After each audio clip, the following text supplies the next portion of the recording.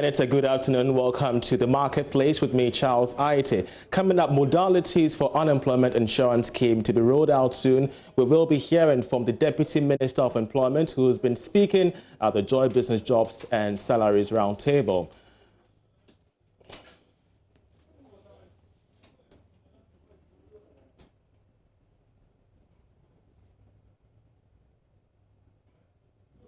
Also coming up, 22 million Ghanaians experienced a reduction in income due to COVID-19, according to a report from the Ghana Statistical Service. And we also engage techpreneurs on the reduction in the communication service tax as COVID-19 pandemic introduces some dynamics into their businesses.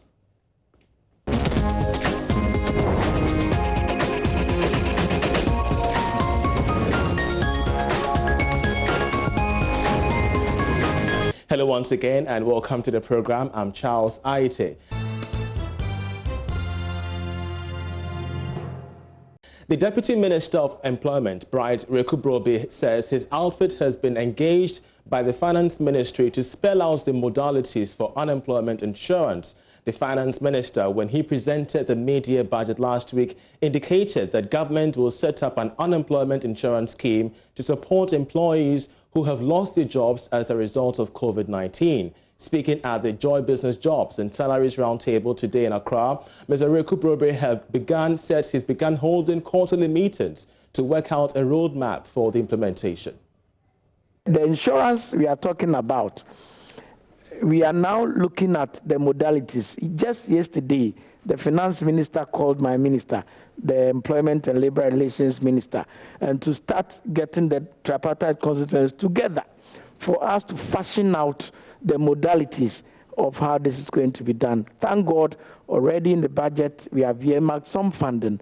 So as soon as possible, we need to get together, get the numbers, and then we roll out. So the modalities is not a one-man thought. It's going to be something that the tripartite constituents are going to meet. So very, very quickly, the Social Partnership Council is going to meet again and to draw that modality and make sure we get the numbers. We get those who have been affected, hard hit. And these are systems that are run elsewhere.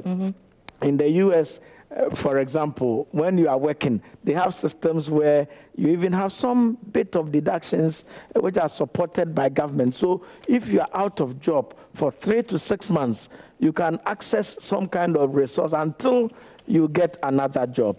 So as a country, we are moving into a system where when the data is really gotten by us, we are able to tell that this number of people from maybe La Beach have been laid off, and in these 3 months, these are the monies they can access. So the modalities are being fashioned out.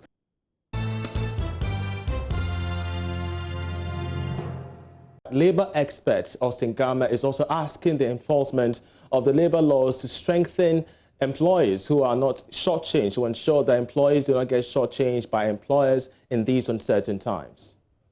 Honestly, the area of concern should be the strengthening of the LI 1833, which has not been properly written. LI 1833 is, to me, the issue. So if they can take a look at LI 18, because that is to give effect and meaning to what the law intends. Clearly, I don't really see where people want to point to. The original intent about the Labour Commission, when we were writing the law, we wanted the Labour Commission to be permanent. But when it got to Parliament, the traditional crazy things were done, and we got it to where it is. So that, to me, is the only thing, and even that they can use LI 1833 to do the offsetting. Well, then we have more on the Joy Business Jobs and Salaries Roundtable in our subsequent bulletins, but still on jobs. A COVID-19 household and job survey conducted by the Ghana Statistical Service has revealed that about 77.4% of Ghana's population, which represents 22 million people, have their income levels reduced as a result of COVID-19. The telephone survey, which was supported by the World Bank, looks at the change in income and household activities as a result of the outbreak. Government Statistician Professor Samuel Kobina Anen disclosed that the Greater Accra region is the least affected when it comes to the effects of COVID-19, even though it has been the highest number so far. 30.2% of respondents indicated that they had not worked in the last 7 days. This could have resulted in other factors other than COVID-19. So we moved on to ask whether those who did not work in the last 7 days was as a result of COVID-19 or related safety consent issues. And close to 2 million persons in Ghana indicated that they did not work due to COVID-19 related issues. Specifically between the period 3rd June and 9 June 2020, more than 1 million persons in Ghana indicated that suspension of work was the reason for not working. Again, this is of particular emphasis for us because it gives us the opportunity to think through those who voluntarily did not work and those who involuntarily did not work. If you work with an organization that has suspended work, then it was out of your control. It means it was an issue of involuntary suspension of work. So moving forward, as the restrictions are being eased, as businesses are being eased, we need to think about how we can get this 1 million back into the workforce. And also this ties in very much well with some of the interventions that was announced by the Honorable Minister for Finance and were rehashed by His Excellency the President of the Republic, especially the one focusing on issues related to unemployment as a result of COVID-19. Nationally, 77.4% of households reported that total household income had reduced since March 16. This relates to about 22 million Ghanaians. With our current population of about 31 million, if 77.4 persons indicated that total household income went down since March 16, this implies that about 22 million of Ghanaians were affected by the reduction in income as a result of COVID-19. This observation shows stark variations across the 16 regions of the country. Specifically, Greater Accra region recorded the least of 72%, with 3 regions, Upper West, Bono, and Bono East, recording the highest effect as far as reduction in income is concerned.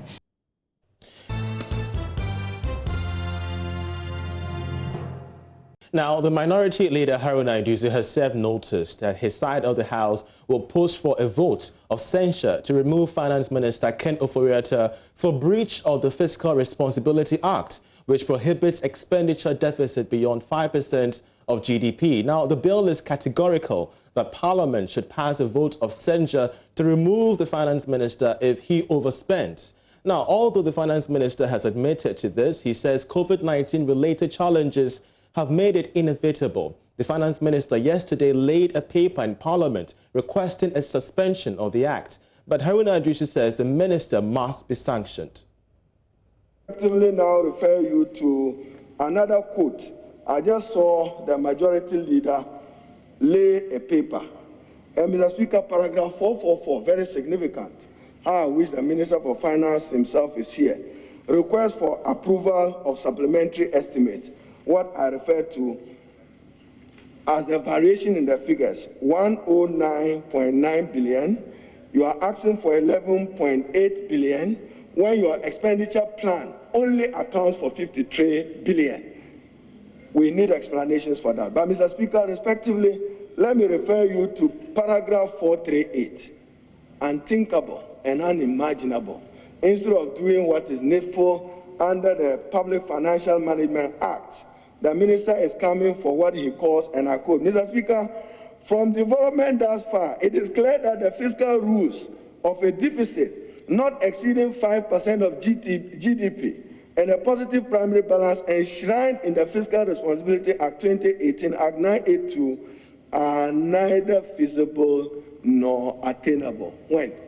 Is it only for 2020 or is it only for 2020 or 2019, 2018, 2017? Were we within the regime of fiscal deficit? What he himself said in the law was that if he exceeds the fiscal if he sees the fiscal deficit of 5%, he will go home, and that he should be sanctioned. So to evade the sanctions, he has come that Parliament should suspend the law. We will not suspend the law. He will undergo the sanctions spelled out in the Fiscal Responsibility Act. He defined it for himself. Well, the Finance Minister, Ken Ofori-Atta, says the move was inevitable. It is truly unfortunate that an attempt has been made to politicize the issue of... I mean, if you read the Act, it says what? Catastrophe, force majeure. Are you suggesting I could have prevented the pandemic? I'm just asking. Do you think you could have cut the expenditures? I could have avoided I could have avoided oil prices. And then what would you know, when you look at the CARE and the CAP program, what did we spend the money on? You know, the lockdown period, the average Ghanaian not being able to access food, lifeline, electricity. I mean, the issue of governance is to make sure that you keep your people alive. It's very easy to say cut it out until you see people on the street. This is a government that cares and will not compromise the lives of our people in any way. Thank you.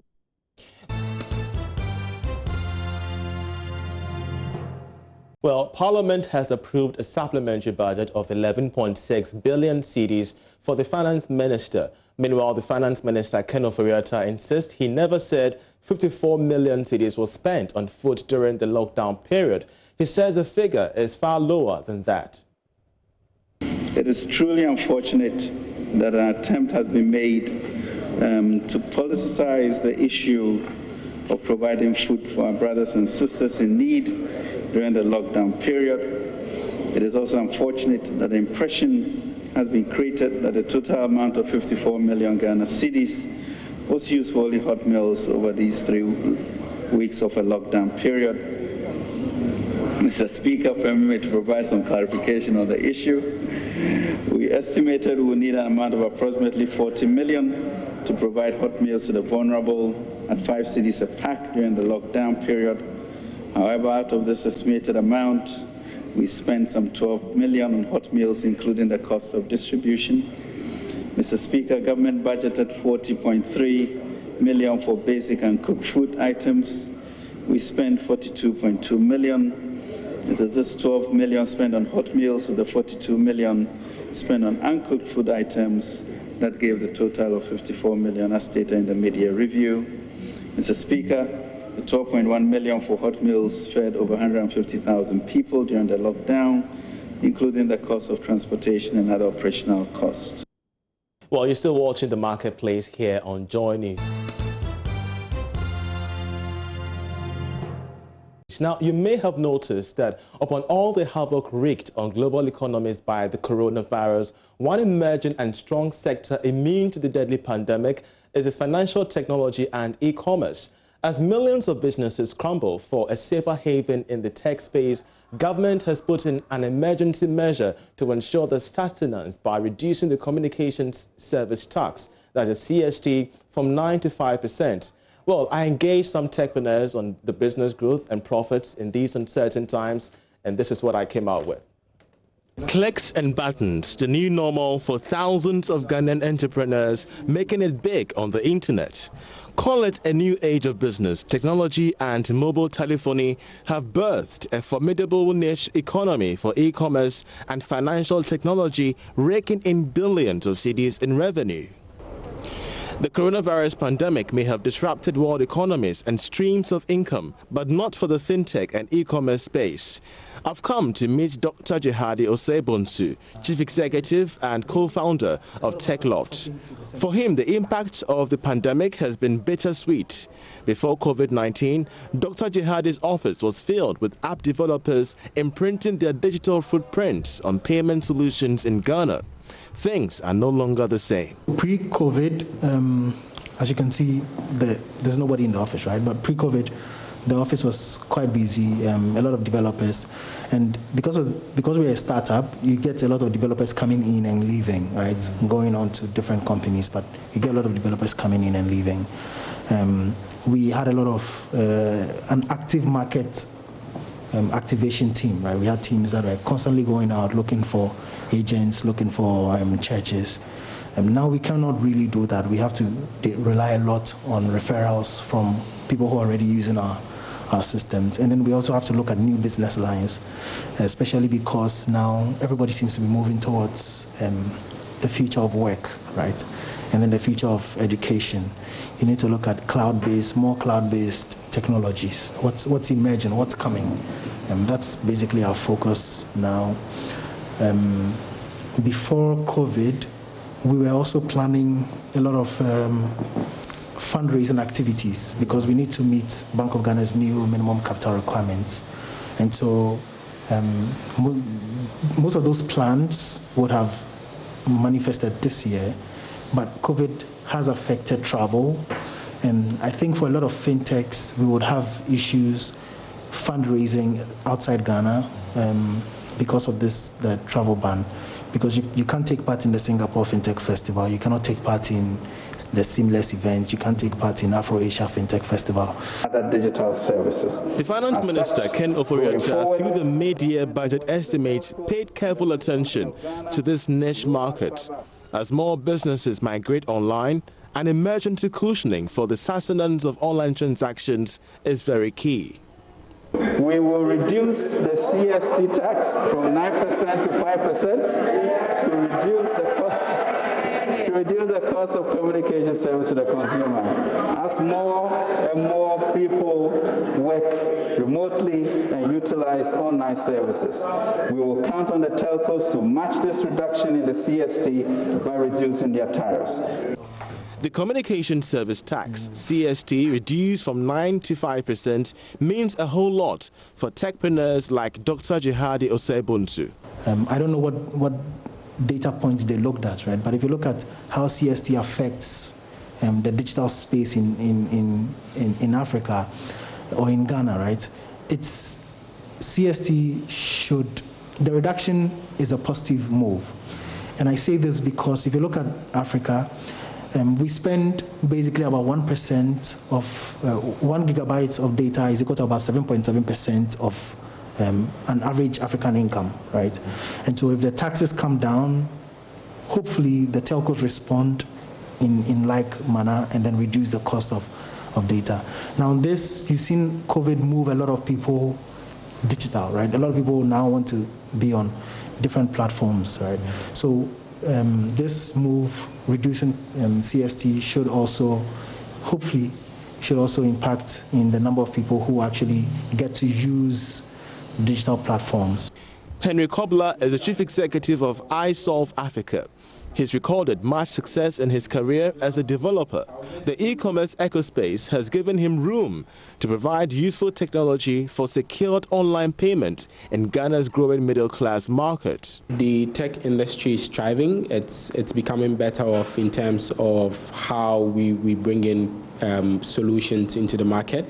I think that from our end, we've been successful at getting across some countries and even providing these solutions to people. Looking at the numbers, it's always getting on the rise and we're excited about it. But I think that COVID coming in sort of just gives us a bit of distraction. And I think that for us, it's also a good thing for us to look at a brighter side of what we're doing, because it opens a lot of avenues for us to explore. I think that we even had to go on remote way before the lockdown, and I think that it's been one of the amazing times which we've had working from home, exploring those avenues where we use most of the softwares which we deployed out there.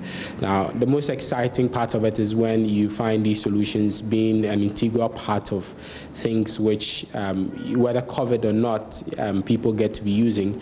And so it makes it more exciting to find your product out there and being the solutions. I mean, if you look at Arenepa had almost sold close to almost around 3,000 face mask, nose mask out there, and it's through these platforms from over almost around 7 different manufacturers. And I mean, these guys are making some good money just using the platform as a channel to sell. And so I think that we on the tech side, it's more exciting for us because we find our product out there. But I think that it gives us a cause to reorient the way we think, whether there's a disease or not, to look at the digital age and how it's going to improve the livelihood of the ordinary Ghanaian. Even though government has reduced the CST tax from 9 to 5%, he tells me reasons for more collaborations with the regulators to ensure the sanity of fintechs. If we're looking at our revenue models and then the expenditure models, we realize that, I mean, you could be making something out of what you're doing, but to be very honest, for us, I could tell you it takes almost around 37% of our expenditure in-house, because almost everything we're doing is data. I mean, we're always on Zoom calls, just using data for development, testing features on mobile applications, getting users on the applications. And the very funny thing is that if we look at even the data that's spent in terms of the traffic that hits these applications which we run in-house, you could realize that that's a lot of traffic. Quantifying all that to people's megabytes and gigabytes, you could realize that that's a lot of money going in. And I think that it doesn't just even affect just the point on data, but I mean, it just even goes as to TV, where I mean, it's so costly in terms of even advertisement on TV and all that. And I think that looking at us, where it just takes almost around 37% of our expenditure. I mean, we go remote, almost every developer is spending close to like excess of 150 gigabytes. That's a lot, you get the point. And if you're counting 17, 18 developers all in that fashion, that's a lot of data going. And I think that reducing it essentially makes a better way. But I think that it could be better because looking at what we want to achieve as a country, we're looking at a digital age, one which essentially helps to push most. I mean, everybody's just jumping on Zoom and all that. I think it will just be a norm from now, but what happens to that ideas? I mean, what happens to these what do you call it? There are a lot of applications, fintech companies and all that, every one of them trying to bring up product into the market. And if we're all not using data, I mean, that means that we have to get to USSD, which is not really technological in our advancement, where I think the Vice President makes a lot of mention to. If that's a vision of a country where we want to get digital, where other countries are now looking into the 5G space, I think that we have a long way to go, but we're actually at a very crucial stage where we do a lot of leapfrogging into the digital space, where we understand what China is doing, we understand what the US is doing. And so it makes it easier for us to leapfrog into the future. And so getting these taxes come down and getting the development, which internet is essentially a very huge infrastructure, getting these development across, I think that it makes better sense for our books. I might not necessarily need the government bringing down my taxes, but what I essentially can feel and use in terms of data, I think if it's a bit low for us, I think it's way to go. Now, as government races to meet revenue targets and spread the tax net, there's been pressure to consider taxing e-commerce transactions and online activity. I put this to Dr. Jihadi Osebuntu, who argues that incentives must rather be created for techpreneurs to be tax conscious. The second class, which is people who have an Instagram store, for example, he doesn't have a business, right? Now, that's where I think if you start looking at it from the perspective where you want to tax, you would lose them, right? Because ask yourself, it's so easy to open an Instagram store, but it's difficult to register a business, right? And so if you begin to think in the light of how easy it is to open an Instagram store, rather than go to Registrar General and open a business, it makes sense for people to keep wanting to go through Instagram stores, right? Ideally, I've not seen any entrepreneur who wouldn't want to have a registered business, right? And so I think rather than look at it from the angle where you're, it's like a vicious cycle, you want to tax them, find out why they prefer to open an Instagram store so easily, rather than, in addition to that, go to Registrar General to register a business. And I think if you look at it from that perspective, you may be able to come up with product policies that would encourage some of these self-owned Instagram stores, Facebook stores, WhatsApp business stores, and they actually go an extra step to create a logo, which means they are quite serious about what they are doing, right? They hope that it will lead to something bigger. And so if you find a way to engage them, I believe strongly that you wouldn't be shouting a lot about taxing, because you would already capture them within a certain tax net. Thanks to financial technology, Ghanaians can now make mobile payments and money transfers, access loans and raise funds, as well as manage financial assets from mobile devices without entering a banking hall. But there are challenges. Ghana's fintech ecosystem is particularly unique and for brave, innovative and entrepreneurial minds, as Dr. Jihadi Osebonsu of TechLoft and Henry Kobler of ISO of Africa, now is a time for an